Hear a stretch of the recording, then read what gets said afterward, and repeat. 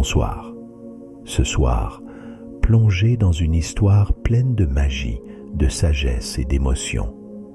Découvrez ce conte original et captivant où mystère et humanité s'entrelacent, porté par des personnages profonds et attachants.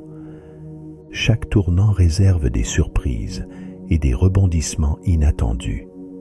Laissez-vous transporter dans une histoire digne d'un classique, une quête extraordinaire, celle d'un homme à la recherche d'un trésor, qui trouvera bien plus qu'il ne l'aurait jamais imaginé. Bonne écoute et douce nuit. Une rumeur étrange avait enflammé le village. Un voyageur inconnu, de passage lors d'une nuit glaciale, avait raconté une histoire fascinante près du feu de l'auberge. Il parlait d'une rivière lointaine dans la vallée d'Auroria, où l'eau limpide dissimulait des pépites d'or scintillantes. Certains villageois avaient ri de ce conte, le qualifiant de fable pour rêveur. D'autres, captivés non seulement par le récit fascinant du voyageur, mais aussi par sa mort soudaine et mystérieuse survenue dès le lendemain, s'étaient laissés envahir par l'espoir d'un trésor caché et convoité. David faisait partie de ces derniers. Le cœur plein de courage et de rêve d'un avenir meilleur, il décida de tenter sa chance, malgré les moqueries discrètes de certains. Aux premières lueurs de l'aube, il serra tendrement sa femme dans ses bras, puis, accompagné de Brume, son fidèle âne, il tourna une dernière fois le regard vers leur modeste maison avant de prendre la route. Il se rendit dans un premier temps à la boutique du village. Avec ses économies, il choisit ses outils avec soin. Une pelle solide, mais usée, une pioche dont le manche était poli par l'usage, et un vieux tamis à mailles larges. Pas grand-chose, mais suffisamment pour commencer.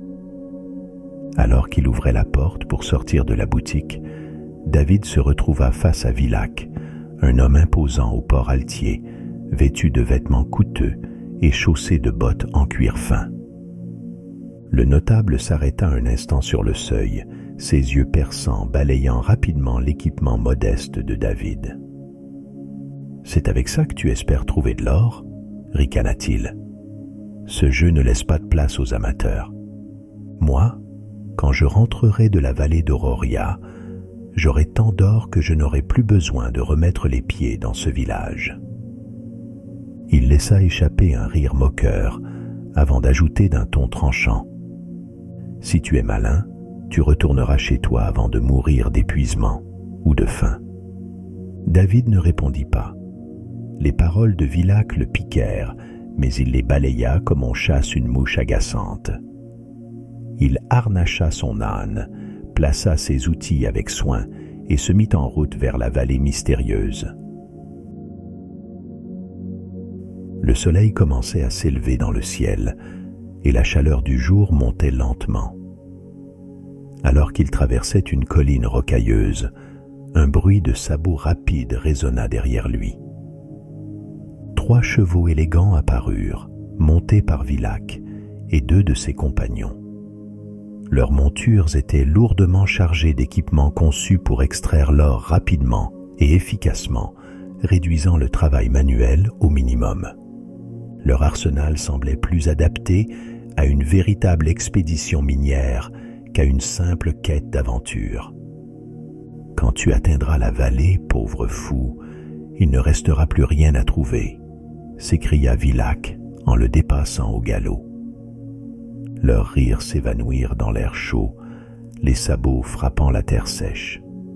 David caressa le cou de son âne, le regard fixé vers l'horizon. Il savait que la vallée était encore loin, mais son cœur restait solide. La rivière d'or pouvait bien exister, et il était prêt à la trouver. Les jours passèrent dans un silence bercé par le chant du vent et le murmure des rivières cachées. David avançait à travers des collines couvertes de bruyères et des forêts profondes, où les arbres, tels de vieux gardiens endormis, semblaient chuchoter entre eux.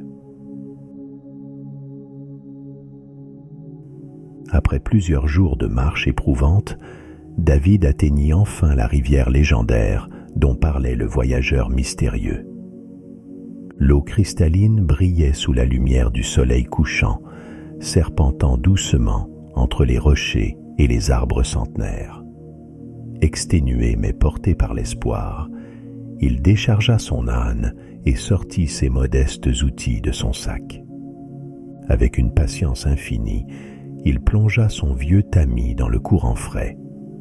L'eau douce glissa entre ses doigts, limpide et apaisante. David longea la rive, scrutant chaque recoin, chaque creux entre les pierres, à la recherche d'un éclat de soleil dans l'eau. La nuit commençait à tomber lorsqu'un éclat ténu attira son attention. Au fond de son tamis, de fines poussières dorées luisaient doucement, capturant les derniers rayons du jour. De l'or, pensa-t-il, son cœur battant plus fort. Bien que ce ne soit qu'un peu de poudre, cela suffisait pour raviver son courage. Il décida de s'installer ici pour la nuit, persuadé qu'il trouverait mieux le lendemain. Il alluma un petit feu et dégusta les provisions que sa femme lui avait préparées, savourant la chaleur apaisante des flammes. Ses pensées dérivèrent doucement vers un avenir meilleur, empli d'espoir et de promesses. Le matin suivant, David fut réveillé par le murmure régulier de la rivière. Mais quelque chose n'allait pas. L'eau, si claire la veille, était devenue trouble et boueuse. Intrigué, il plongea son tamis et le remonta, espérant y trouver encore des poussières d'or. Mais au lieu de cela, il n'y trouva que des débris, des morceaux de terre, des feuilles broyées et des cailloux inutiles. Son regard remonta la rivière et son cœur se serra. Vilac et ses hommes avaient installé leur campement en amont du sien. Leurs imposantes machines étaient visibles de loin, pompant et fouillant la rivière avec une efficacité impitoyable. Ils détournaient l'eau, agitant les sédiments et prenant probablement les meilleures pépites avant que le courant ne les emporte jusqu'à David. Furieux, il donna un coup de pied dans une pierre avant de se ressaisir. Il savait qu'affronter Vilac n'était pas la meilleure chose à faire. L'homme était puissant et même considéré comme dangereux. Il n'aurait aucun scrupule à le chasser de la vallée. Après quelques instants de réflexion, David décida de partir plus loin, suivant une branche secondaire de la rivière, un cours d'eau plus isolé et difficile d'accès. L'endroit semblait sauvage et intact, comme si le temps lui-même l'avait oublié. Ici, il pourrait travailler en paix, loin du tumulte, et peut-être même pêcher quelques poissons pour son repas du soir, car ses provisions commençaient à s'épuiser. Avec une détermination renouvelée, il rassembla ses affaires et se remit en marche, laissant derrière lui l'agitation distante des machines de Vilac. La nature semblait le guider vers ce nouveau repli secret. Peut-être qu'ici, loin de l'avidité et du bruit des hommes, la rivière lui révélerait ses trésors cachés. Alors que le soleil déclinait doucement derrière les collines, David s'installa près du cours d'eau isolé pour pêcher. Il observa longuement les poissons, fasciné par leurs mouvements gracieux, leurs nageoires ondulant dans l'eau claire comme des rubans de soie vivante. Le murmure apaisant du ruisseau semblait chanter une mélodie ancienne et mystérieuse. Alors qu'il s'apprêtait à retirer sa ligne, un éclat étrange attira son attention. Quelque chose brillait doucement sous l'eau. Intrigué, il s'approcha et attrapa délicatement l'objet entre ses doigts tremblants. C'était un fil d'or, fin et délicat et malléable comme un cheveu, il scintillait dans la lumière du crépuscule. David resta immobile, stupéfait, ses pensées se bousculant dans son esprit. Comment un tel trésor pouvait-il se trouver ici, dans cette rivière sauvage et isolée? Des hypothèses folles traversèrent son esprit. Peut-être ce fil appartenait-il à une déesse aux cheveux d'or, venue se baigner en secret dans ces eaux enchantées. Ou bien était-ce une fibre magique d'un animal légendaire, un être doré qui vivrait dans les profondeurs cachées du ruisseau? Peut-être était-ce même un morceau d'une pelote d'or qu'un dieu distrait aurait laissé tomber en traversant la vallée. La simple idée de telle merveille fit battre son cœur plus fort. Et s'il y en avait d'autres? Déterminé à en avoir le cœur net, David remonta lentement le cours d'eau, ses yeux scrutant chaque pierre, chaque recoin. Les ombres s'allongeaient autour de lui, tandis que la lumière du jour s'effaçait peu à peu. Mais l'enthousiasme de David était si intense qu'il poursuivit son exploration bien après la tombée de la nuit, éclairé seulement par la petite lanterne de son casque. Ce n'est qu'à bout de force qu'il s'effondra près de la rive, son esprit encore habité par l'éclat envoûtant du fil d'or. Le murmure apaisant de la rivière le berça doucement, et il s'endormit, un sourire rêveur sur les lèvres, comme si les secrets de la vallée lui murmuraient des promesses ou des légendes oubliées. Au milieu de la nuit, un vent glacial souffla sur la vallée, réveillant David en sursaut. Transi de froid, il frissonna et réalisa qu'il s'était endormi sur la rive, bercé par le murmure de la rivière.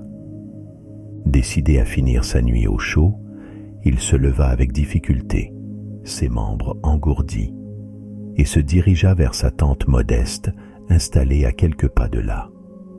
Mais à mesure qu'il approchait, une sensation étrange monta en lui, un mélange d'alerte et de méfiance. Quelque chose n'allait pas. Lorsqu'il atteignit enfin son campement, son cœur se serra. Ses affaires avaient été fouillées. Ses sacs étaient ouverts, ses outils déplacés, et certaines de ses provisions éparpillées sur le sol. Son regard se posa sur Brume, son fidèle âne, toujours attaché à l'arbre voisin. Il connaissait bien son tempérament calme et docile. Ce désordre ne pouvait en aucun cas être son fait. Furieux, il serra les poings. Vilac, cela ne pouvait être que lui. Il voulait sûrement s'assurer qu'il n'avait pas trouvé de filon, et peut-être même de s'emparer de ses trouvailles. Ses pensées furent soudain interrompues par un éclat lumineux au loin, à la lisière de la forêt. Une étrange lueur dansante, faible mais distincte, semblait s'éloigner doucement entre les arbres. Son esprit s'enflamma. Le voleur. Convaincu qu'il s'agissait de l'un des hommes de Vilac, David empoigna sa vieille pioche et, tel un papillon attiré par une flamme vacillante, s'élança dans l'obscurité, résolu à suivre la lumière mystérieuse. S'il pouvait découvrir où il campait, il irait affronter Vilac directement et lui ordonnerait de ne plus jamais se mêler de ses affaires. Le vent soufflait plus fort, faisant bruisser les feuilles comme des murmures secrets. La lumière dansante continuait son chemin, insaisissable, comme si elle l'entraînait plus profondément dans la forêt.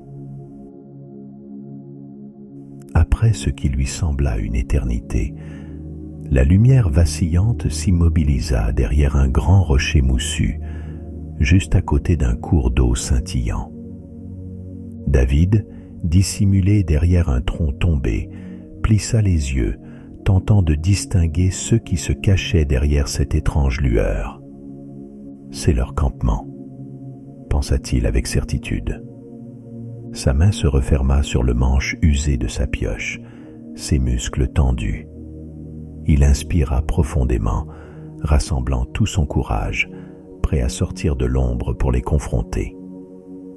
Mais alors qu'il s'apprêtait à franchir le dernier buisson, un son inattendu perça le silence de la nuit.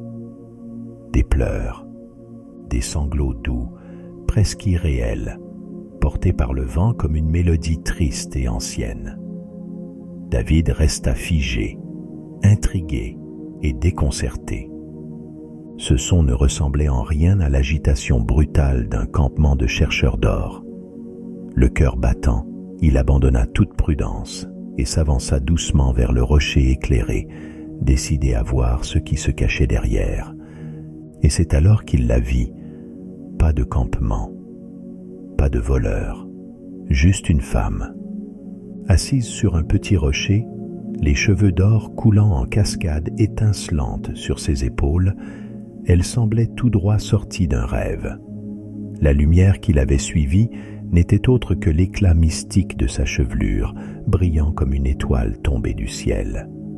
Et tandis que ses sanglots doux continuaient de résonner dans l'air nocturne, David observa avec stupeur plusieurs larmes dorées glisser lentement sur ses joues pâles, avant de tomber une à une sur le sol, où elles se solidifièrent en pépites d'or parfaites, scintillant faiblement sous la lumière de la lune. Il resta sans voix, émerveillé et ému devant cette vision empreinte de beauté et de tristesse. Qui était-elle? Pourquoi pleurait-elle? Porté par un mélange d'admiration et de compassion, il fit un pas en avant, décidé à comprendre. Entendant un craquement de branches, la jeune femme releva brusquement la tête, ses yeux brillants de crainte. David laissa tomber sa pioche doucement au sol et leva aussitôt les mains dans un geste apaisant, montrant qu'il ne représentait aucune menace. « Je ne vous veux aucun mal », murmura-t-il doucement, sa voix empreinte de sincérité. Un instant, elle parut prête à fuir, mais quelque chose dans la voix sincère de David la rassura. Elle resta immobile, ses yeux fixant les siens. « Qui êtes-vous? Que faites-vous ici, seul, en pleine nuit, dans un endroit aussi isolé? Et pourquoi pleurez-vous ainsi ?» Dans un murmure empreint de douceur et de mélancolie, elle commença à parler. Elle expliqua à David qu'elle était la fille de la lune. Lorsque l'envie lui prenait, elle descendait dans cette vallée pour se baigner dans les eaux cristallines de la rivière. « Ces eaux sont merveilleuses, » confiait-elle. « Les poissons y dansent, tels des étoiles vivantes, fascinés par l'éclat de mes cheveux d'or qui illuminent l'eau. Leur balai silencieux est envoûtant et me permet d'apaiser mes pensées. » David écoutait en silence, captivé par la beauté enchanteresse de ses paroles. Mais bientôt, son ton changea, devenant plus sombre, chargé d'une profonde tristesse. La jeune femme lui révéla alors la raison de son chagrin. Elle lui expliqua qu'elle avait trouvé son prince charmant, le fils des étoiles, et qu'au jour de son mariage, elle devait offrir à son bien-aimé le premier de ses cheveux d'or, un fil sacré qu'elle devait nouer autour de son poignet. Ce rituel éternel permettait de lier leurs âmes à jamais, empêchant leur amour de ternir. Mais un terrible malheur s'était produit. Lors de sa dernière baignade, le premier de ses cheveux d'or s'était détaché et s'était perdu dans la rivière. Porté par le courant mystérieux, il avait disparu dans les rapides. Et sans ce fil sacré, leur amour était condamné à se transformer en haine. David sentit son cœur se serrer face à ce récit empreint de tristesse et de magie, le fil d'or. Soudain, un éclair de souvenir traversa son esprit. La découverte de cette mystérieuse jeune femme, ses larmes d'or, son histoire et son destin tragique. Tout cela avait éclipsé, l'espace d'un instant, ce qu'il avait vécu plus tôt dans la journée. Il se souvenait maintenant. Ce fil doré, fin et éclatant qu'il avait trouvé dans la rivière, brillant comme un rayon de soleil piégé dans l'eau. Cela ne faisait aucun doute, c'était le cheveu qu'elle avait perdu. David, touché par son histoire, sentit pour elle l'espoir renaître dans son cœur. Il mit la main sur son pendentif de bois sculpté, suspendu à son cou, et en sortit le fil d'or qu'il avait trouvé dans la rivière. Il brilla doucement sous la lumière de la lune, fragile et parfait. « Séchez vos larmes, » murmura-t-il avec douceur. « C'est moi qui ai trouvé votre cheveu d'or. Je vous le rends. L'amour qui dure vaut bien plus que toutes les richesses de ce monde. » Éperdue de reconnaissance, elle se blottit contre David, le serrant doucement comme pour lui exprimer sa gratitude infinie. « Je ne sais pas quel ange vous envoie, mais merci, merci de tout cœur, » murmura-t-elle avec émotion. David esquissa un sourire attendri, puis pensa dans sa tête. « Eh bien, finalement, c'est une chance que je me sois endormi loin de ma tante. Sans cela, le froid ne m'aurait pas réveillé, et je n'aurais peut-être jamais eu la chance de vous rencontrer cette nuit-là. Mon campement serait toutefois resté en ordre. » Elle releva la tête, fronçant légèrement les sourcils, confuse, comme si elle avait entendu ses pensées. « Votre campement ? Je ne l'ai jamais touché. Je n'ai fait que chercher dans la rivière et ses abords. » Avant qu'il ne puisse comprendre, un bruit de pas lourds et de branches craquant les fit sursauter. Des ombres menaçantes émergèrent des arbres. Vilac et ses deux acolytes apparurent, leurs visages déformés par la convoitise, leurs regards fixés sur la jeune fille et ses cheveux brillants. David remit rapidement et discrètement le cheveu d'or dans son pendentif. Les brigands s'arrêtèrent net en voyant les pépites d'or au bord de la rivière, étincelantes sous la lueur des cheveux d'or de la jeune femme. L'or, tout faisait sens dans leur esprit calculateur.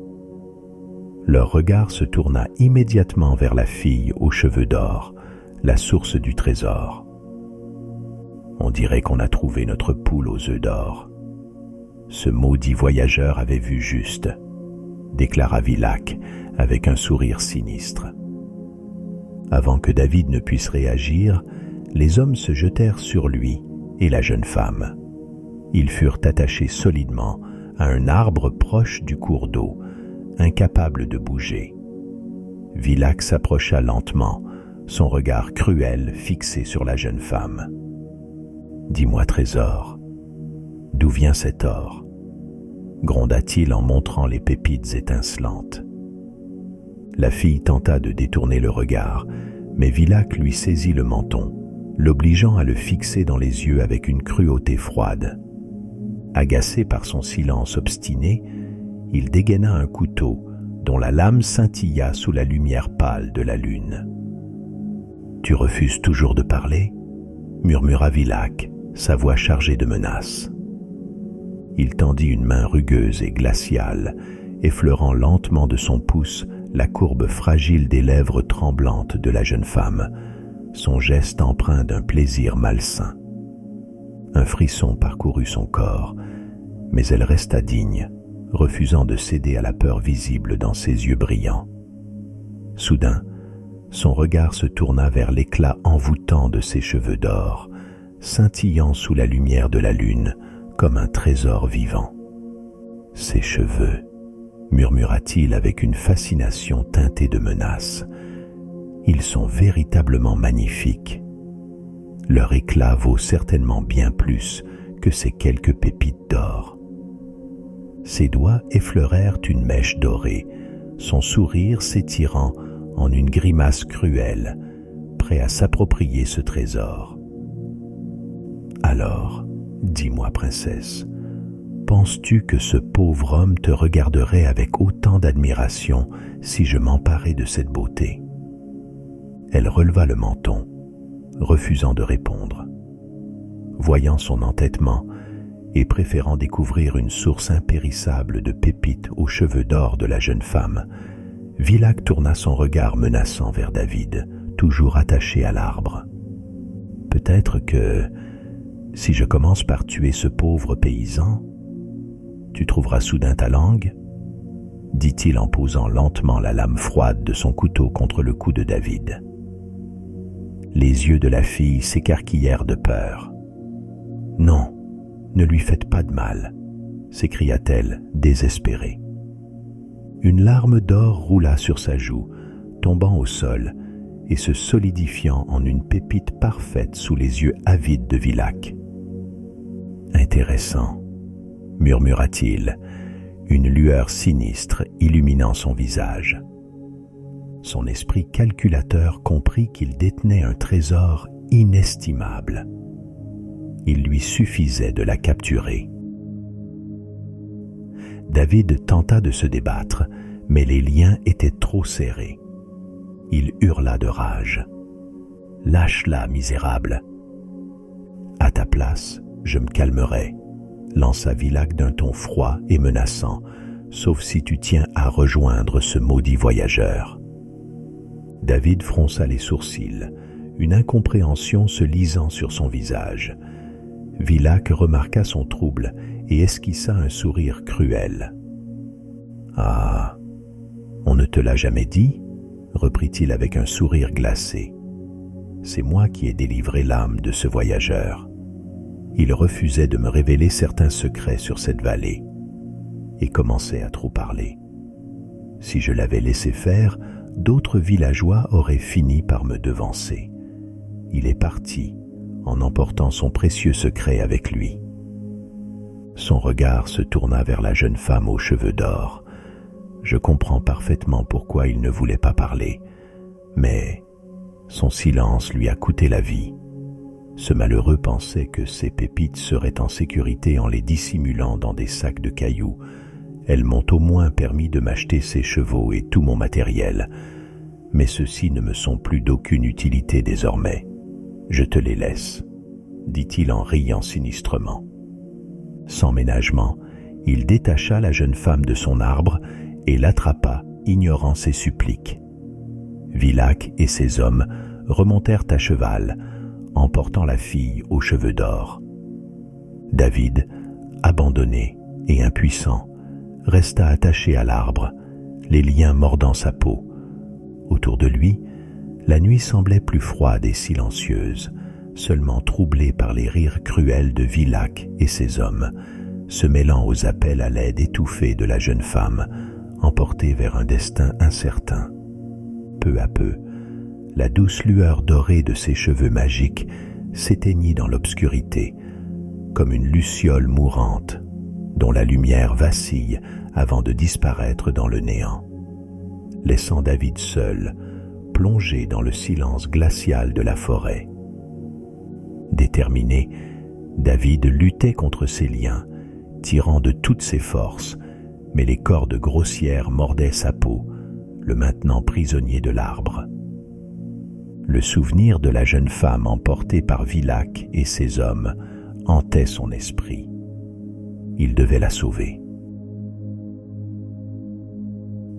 Soudain, un bruit familier résonna dans la pénombre. Brume, son fidèle âne, émergea des ombres, ses grands yeux doux fixant son maître attaché. « Brume, viens ici, mon brave. » L'âne s'approcha sans hésiter. Comprenant instinctivement la situation, il commença à mordre les cordes rugueuses avec ses dents puissantes. Morsure après morsure, il affaiblit les nœuds jusqu'à ce que David sente les cordes céder. Avec un dernier effort désespéré, il arracha les liens et tomba à genoux, libre. « Tu m'as sauvé, mon vieux compagnon », murmura David avec reconnaissance en caressant doucement le museau de son âne. Mais il n'y avait pas de temps à perdre. Résolu, David arma son courage et se mit en marche avec Brume à ses côtés, poursuivant les traces laissées par Vilac et ses complices. La lumière pâle de la lune éclairait faiblement, suffisamment pour lui permettre de récupérer une torche solidement attachée à la selle de son âne, l'allumant d'un geste rapide pour percer l'obscurité plus profondément. Chaque pas le rapprochait de son objectif et de son destin. Quelques heures plus tard, il distingua enfin une lueur vacillante à travers les arbres. C'était leur campement. Il éteignit sa propre torche pour ne pas se faire repérer. Il s'accroupit derrière des buissons, observant en silence. Le feu crépitait au centre du camp et 3 chevaux puissants étaient attachés non loin. Villach et un acolyte dormaient profondément dans leur tente, tandis qu'un montait la garde. Des sanglots étouffés lui parvinrent, provenant de la grande tente centrale. C'était elle. David serra les poings, déterminé à agir. Mais il devait d'abord se débarrasser du veilleur. Il grimpa à la branche robuste d'un grand arbre situé juste au-dessus du campement. Invisible dans l'obscurité, il fit un bruit pour attirer le garde et patienta jusqu'à ce qu'il sorte inspecter le camp. David sauta de l'arbre, l'assommant sans un bruit. La voix désormais libre, David entra sans faire de bruit dans la grande tente. Son cœur se serra en voyant la jeune femme attachée à un poteau de bois, ses cheveux d'or emmêlés autour d'elle comme une lumière fanée. Près d'elle, des piles de pépites d'or étaient entassées sans âme, fruit de sa peine. David se précipita et coupa ses liens, prenant son visage entre ses mains. « Je suis là. Vous êtes libre, » dit-il en chuchotant. « Partons, vite. » Hors de la tente, David jeta un dernier regard aux chevaux robustes de Villach et scella le plus puissant. Avant de partir, il détacha les autres chevaux, les lançant dans la forêt pour empêcher leurs poursuivants de les rattraper. Il lança également son âne en lui promettant de revenir le chercher. Sans perdre un instant, David et la jeune femme grimpèrent sur le puissant pur sang, le cœur battant à l'unisson. Au même moment, Villach, réveillé par l'agitation des chevaux, surgit hors de sa tente, furieux et désorienté, ses yeux brillants d'une rage contenue. Leurs regards se croisèrent brièvement, un éclair de défi passant entre eux. Mais avant que Villach ne puisse réagir, David talonna la monture, et ils s'élancèrent dans la nuit profonde, inarrêtables, fuyant à toute allure à travers les ombres mouvantes de la forêt. Guidés par la douce lumière de la lune qui perçait le feuillage comme une promesse d'espoir, ils galopèrent vers l'inconnu, laissant derrière eux les ténèbres de la vallée. Quelques minutes plus tard, alors que l'aube pointait timidement à l'horizon, ils atteignirent une clairière paisible. La rosée scintillait sur l'herbe tendre et le chant doux des oiseaux accueillait un nouveau jour. David descendit lentement du cheval, le regard empreint de tristesse mêlé de sérénité. La jeune femme aux cheveux d'or, encore tremblante d'émotion, le fixait sans un mot, sentant que le moment de la séparation était venu. « Nos chemins se séparent ici, » dit-il doucement, le cœur lourd mais résolu. La jeune femme descendit également de la monture, et ensemble ils échangèrent un long regard, empli de gratitude et d'admiration muette. David porta alors une main tremblante à son pendentif, qui contenait le cheveu d'or sacré qu'il avait trouvé dans la rivière, le fil du destin qui les avait fait se rencontrer. « Cela vous revient » murmura-t-il en passant doucement le pendentif autour de son cou délicat, où il scintilla comme un rayon de soleil captif. Émue, des pépites d'or continuaient de tomber au sol autour d'eux. Elle porta une main tremblante au pendentif, tentant doucement de l'ouvrir pour le lui rendre, mais David posa doucement sa main sur la sienne, l'arrêtant avec tendresse.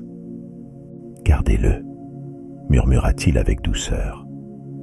Elle le regarda en silence, encore submergée par l'émotion pure, incapable de trouver les mots. David détourna légèrement le regard, un sourire mélancolique étirant ses lèvres fatiguées. Cette quête vers l'or, reprit-il avec un sourire mélancolique, m'a offert une aventure palpitante et une belle histoire à raconter. Ce fut un plaisir de vous avoir rencontré. » La jeune femme, les larmes de joie au visage, posa sa tête sur sa poitrine et murmura en regardant le sol briller « Merci. Considère ces larmes comme mon cadeau de remerciement. » Puis elle monta alors sur le cheval en regardant une dernière fois l'homme qui l'avait sauvée. « Partez, vivez heureuse, vivez l'amour, qui conservera à jamais son éclat. Et ne m'oubliez jamais, dit David, racontez à vos enfants l'histoire du pauvre chercheur d'or et de la fille de la lune. » Il frappa doucement le flanc du cheval, qui hennit avant de partir au galop, emportant la jeune femme dont les cheveux d'or scintillaient sous la lumière douce du matin, semblable à une flamme vivante. Elle disparut peu à peu à l'horizon, se fondant dans l'immensité lumineuse, vers un endroit secret que seule elle connaissait. David resta seul dans la clairière, le cœur apaisé, bercé par le murmure du vent dans les arbres. Son regard se baissa, attiré par un éclat scintillant au sol. Des centaines de pépites d'or, brillantes et parfaites, parsemaient l'herbe tendre, reflétant la lumière du soleil levant, comme un dernier cadeau, un témoignage muet de la joie et de l'appréciation sincère que la jeune femme avait éprouvée pour lui. Sans un mot, il s'agenouilla lentement, ramassant les pépites une à une. Ironiquement, l'émotion qu'il ressentait face à ce métal précieux semblait insipide comparée à l'aventure extraordinaire et à la rencontre unique qu'il venait de vivre. Il les déposa dans une vieille bourse en toile, son esprit déjà tourné vers l'avenir. Puis, après un dernier regard vers la forêt, il tourna les talons et prit la route en direction du village. Quelques jours plus tard, David retrouva Brume, son fidèle âne, et reprit une vie paisible auprès de son épouse bien-aimée, loin de la fièvre de l'or et des légendes de la vallée mystérieuse. Cependant, après leur retour, personne ne les revit plus au village. Bien plus tard, lors d'une soirée tranquille à l'auberge du village, David entendit une étrange histoire murmurée par certains villageois près du feu. On racontait que 3 hommes étaient revenus de la vallée d'Auroria, arrogants et sûrs d'eux, traînant de lourds sacs qu'ils disaient pleins de pépites d'or étincelantes.